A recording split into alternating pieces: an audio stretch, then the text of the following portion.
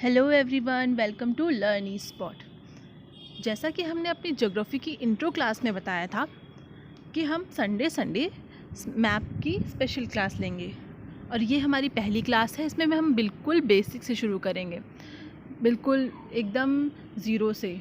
जिसे बिल्कुल भी ना आता हो वो इस क्लास से शुरुआत कर सकता है, ठीक है। और हमारे रेगुलर क्लासेस ज्योग्राफी की मंडे, वेडनेसडे और फ्राइडे को होती हैं। ओके, आप उन्हें भी देखिए। तो ठीक है, इस क्लास का टॉपिक हमारा क्या रहेगा? ग्लोब के बारे में हम समझेंगे। ओके, तो देखिए हमारी पृथ्वी कैसी दिखती है, कुछ ऐसी। ये हमारी एक्चुअल पृथ्वी, अर्थ का वास्तविक रूप है, ठीक है। लेकिन अगर हम इसे कुछ ऐसा बना देते हैं, या हम सिंपल भाषा में कहें, सिंपल शब्दों में कहें कि अगर हम पृथ्वी का एक छोटा प्रतिरूप बना दें, बिल्कुल वैसा ही जैसे कि वो है, तो उसे हम क्या बोलेंगे? ग्लोब, ठीक है। Globe is a true model of the earth in small form. पहली बार ग्लोब को बनाया किसने था? मार्टिन बेहम ने 1492 में, 1492 में।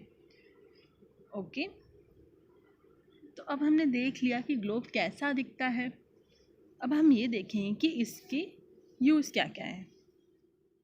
जैसा कि हम देख रहे हैं कि इस ग्लोब में ऊपर और नीचे दो पिन्स लगी हुई हैं, जिसके सापेक्ष ये पृथ्वी घूम रही है, ठीक है।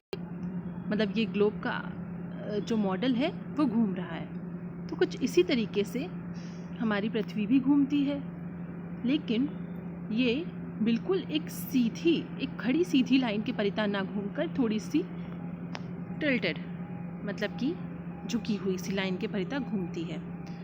ओके, कुछ ऐसे।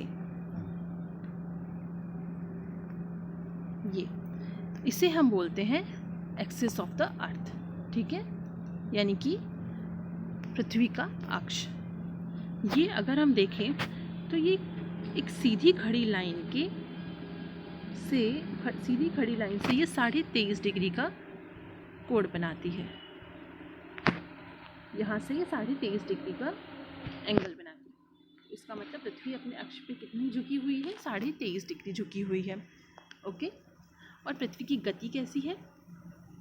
मतलब ये अपने अक्ष के परितः घूमती तो है, पर कहाँ से कहाँ की ओर? ये पश्चिम से पूर्व की ओर घूमती है, वेस्ट टू ईस्ट। हम जानते हैं जैसे कि किसी भी मैप में ऊपर साइड होता है नॉर्थ, नीचे साइड होता है साउथ यानी दक्षिण, ऊपर नॉर्थ यानी उत्तर, इधर होता है राइट हैंड पे ईस्ट यानी पूर्व, और लेफ्ट हैंड पे वेस्ट यानी पश्चिम, ठीक है। कि पृथ्वी पर हमने कुछ काल्पनिक रेखाएं बना रखी हैं, उन्हें हम बोलते हैं लैटिट्यूड्स एंड लॉन्गिट्यूड्स। हिंदी में कहते हैं अक्षांश और देशांतर। The imaginary horizontal lines drawn कुछ ऐसे। देखिए ज़रा, ये जो हमने वर्टिकल लाइंस बनाई उन्हें बोला लॉन्गिट्यूड, जो हॉरिजॉन्टल लाइंस बनाई उन्हें बोला लैटिट्यूड। लैटिट्यूड मतलब, अगर इन्हें आप ऐसे भी याद रख सकते हैं कि लेटी हुई सी लाइंस जो हैं उन्हें बोला लैटिट्यूड या अक्षांश। और खड़ी हुई सी लाइंस या देशांतर।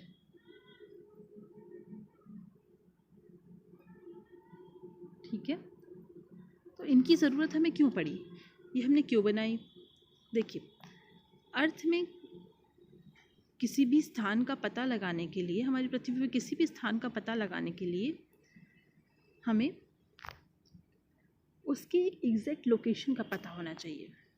और इस तरीके से हम तो पता लगा नहीं सकते। मान लीजिए अगर हम इस जगह पर हैं, तो हमें कैसे पता है कि इंडिया इसके ईस्ट में है, वेस्ट में है तो कितना है, इसके नॉर्थ में क्या है, कितनी दूर पर है, ठीक है।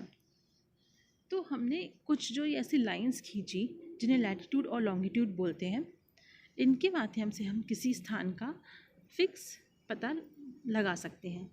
तो इसके लिए हमने इन लाइंस को कुछ नंबरिंग, कुछ नाम भी दिए, ठीक है। वो कुछ इस तरीके से हमने इनकी नंबरिंग कैसे करी? देखिए, अगर हम अर्थ को सीधा सीधा काटते हैं तो ये दो बराबर मतलब दो आधे गोलों में कट जाएगी, ठीक है। तो ये जो अगर हम इसका जो सेंटर है यहाँ से हमने कुछ ऐसे एंगल्स बनाने शुरू करे, ठीक है।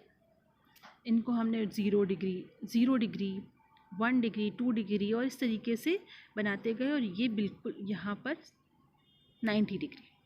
तो 0 डिग्री वाली लाइन जो है उसे बोलते हैं इक्वेटर, और जो 90 डिग्री पर है यहाँ पर है हमारा नॉर्थ पोल। इसी तरीके से हम, इसका मतलब हमने अर्थ को दो बराबर भागों में बांट दिया। किस लाइन से? इक्वेटर से। इक्वेटर कहाँ? बिल्कुल बीचों बीच है। ये पृथ्वी को बिल्कुल दो बराबर भागों में बांट रही है, और इससे हम 1 डिग्री 2 डिग्री 3 डिग्री इस तरीके से करते करते पूरा 90 डिग्री ऊपर गए तो क्या आएगा? North Pole. इसी तरीके से अगर हम दक्षिण वाले में गोलार्ध में या साउथ में करते हैं तो 90 डिग्री बिल्कुल साउथ पे जाने पे हमें क्या मिलेगा? South Pole.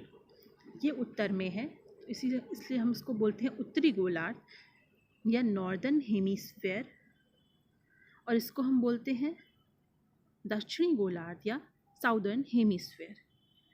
ये है हमारा दक्षिणी गोलार्ध या साउदर्न हेमिस्फेयर, ठीक है।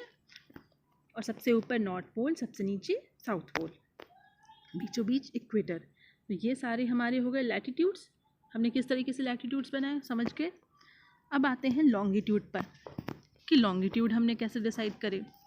देखिए, अर्थ जो कि बिल्कुल गोल नहीं कह सकते, ये ऊपर अपने नॉर्थ पोल पर और साउथ पोल पे थोड़ी सी चपटी है। इसका आकार एक संतरे जैसा ज़्यादा है, ना कि एक गोल बॉल जैसा, ठीक है। इसको हम अपने रेगुलर लेक्चर्स में अच्छे से समझेंगे। अभी आप बस इतना समझ लीजिए कि हमने इस पर कुछ ऐसे लाइंस ड्रॉ करी है जिन्हें लैटिट्यूड्स और लॉन्गिट्यूड्स नाम दिया है, और उन्हें कुछ डिग्री पे नाम दिया है, जिस तरीके से हम इसके ऊपर या नीचे इसकी लोकेशन का पता लगा सकते हैं। ओके, अब आते हैं कि लॉन्गिट्यूड्स में। लॉन्गिट्यूड्स यानी खड़ी लाइंस हैं गोले पे, मतलब हमारे अर्थ पे खड़ी लाइंस हैं। तो इनको हमने शुरू करा है प्राइम मेरिडियन से, 0 डिग्री से। ये नॉर्थ पोल से साउथ पोल पे जाती हैं। ये नॉर्थ से साउथ मिलती हैं, चाहे कोई सी भी लाइन हो, ये नॉर्थ से साउथ एक दूसरे से मिल जाती हैं जाके। जबकि जो लैटिट्यूड्स हैं वो एक दूसरे से नहीं मिलते हैं, वो एक दूसरे के पैरेलल रहते हैं, ठीक है। चलिए अब आगे देखते हैं कि ये प्राइम मेरिडियन हमने ये कैसे बनाया। इसमें भी सेम वही चीज़ रहेगी कि हमने प्राइम मेरिडियन 0 डिग्री से शुरू करके यहाँ पर 30 डिग्री बनाया, फिर 30, 60, 90 इस तरीके से करते करते आधे गोले तक 180 और इधर आधे गोले तक दूसरा 180, क्योंकि पूरा गोला कितने का होता है? 360 डिग्री से डिग्रीज का। ओके, तो अगर हम ईस्ट साइड जा रहे हैं तो हमने 180 ईस्ट बोल दिया, और अगर हम वेस्ट की तरफ जा रहे हैं प्राइम मेरिडियन से तो हमने 180 वेस्ट बोल दिया है। ओके, तो कुछ इस तरीके से ये लाइंस ड्रॉ करने के बाद कुछ इस तरीके से दिखती हैं। ये है हमारा प्राइम मेरिडियन या ग्रीनविच।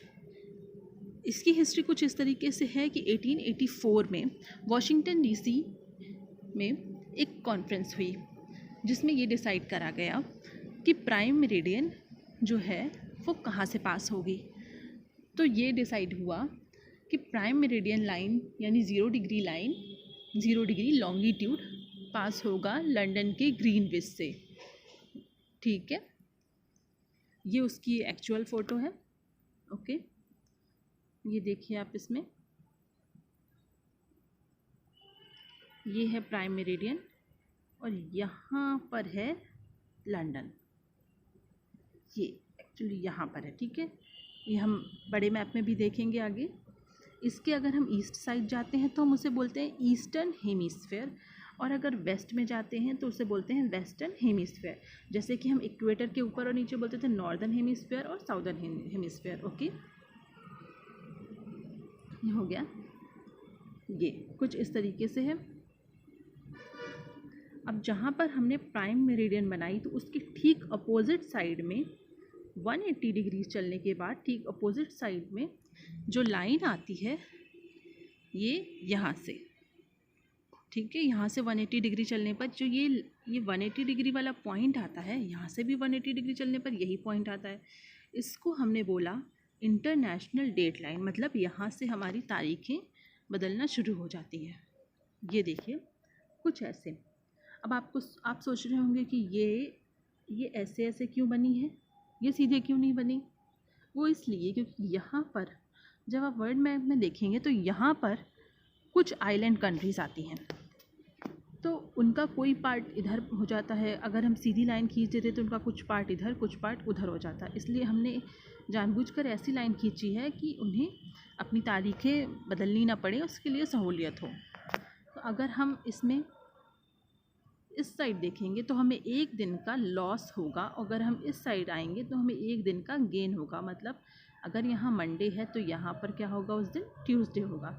यहाँ से इस लाइन को पार करने पर पूरा 24 घंटे का अंतर आ जाता है।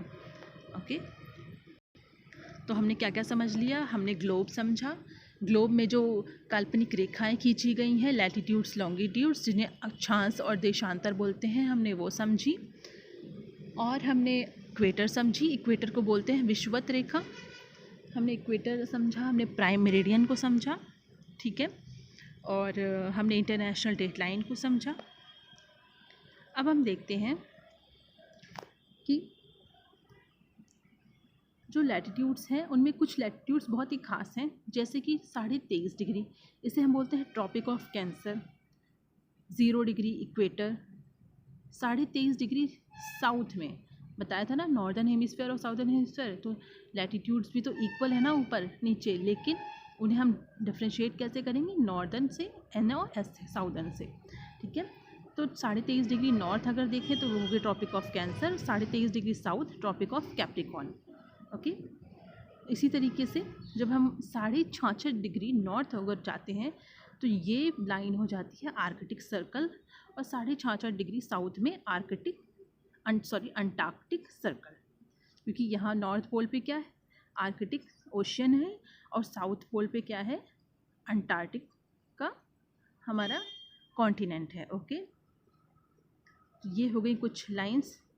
इन लाइंस के बीच में कुछ जोन्स होते हैं जिन्हें हम अपनी रेगुलर क्लास में पूरा डिटेल में समझेंगे।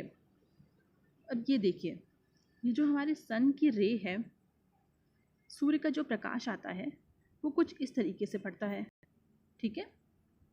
अब क्योंकि हमारी अर्थ थोड़ी सी टिल्टेड है, मतलब अपने अक्ष के प्रति झुकी हुई है, इसलिए ये इस पर यहाँ पर तो सीधा पड़ता है इक्वेटर पर यहाँ पर थोड़ा तिरछा पड़ता है। ओके, तो ये जो जहाँ तक इसका प्रकाश पहुँच पाता है इसको हम बोलते हैं सर्कल ऑफ इल्यूमिनेशन, मतलब कि जहाँ तक प्रकाश पहुँच रहा है वो सर्कल बनाने वाला हाफ अर्थ को 2 बराबर भागों में बांटता है। ये कुछ ऐसे दिखता है। इससे ही हमें दिन और रात का पता चलता है कि अगर यहाँ पर सूर्य का प्रकाश पड़ रहा है तो यहाँ पर दिन होगा, और यहाँ पे सूर्य का प्रकाश नहीं पड़ रहा है तो यहाँ क्या होगी, रात होगी। इसीलिए हमें पता है ना कि पृथ्वी में आधी जगह पे दिन होता है और आधी जगह पे क्या होती है, रात होती है। ओके, ये है Arctic Circle, Tropic of Cancer, ये है इक्वेटर, ट्रॉपिक ऑफ कैप्रिकॉर्न, यानी ये कैंसर यानी कर्क रेखा, ट्रॉपिक ऑफ कैप्रिकॉर्न यानी मकर रेखा, यह है अंटार्कटिक सर्कल। ओके, तो अब हम आते हैं अपने प्रैक्टिस क्वेश्चन पे। The Antarctic circle is located in the northern hemisphere, the southern hemisphere, the eastern hemisphere, the western hemisphere. अपने जवाब कमेंट बॉक्स में लिखिए। ओके, अब मिलते हैं अपनी नेक्स्ट क्लास में। नेक्स्ट क्लास हमारी होगी वर्ल्ड मैप के ऊपर। Okay, thanks for watching.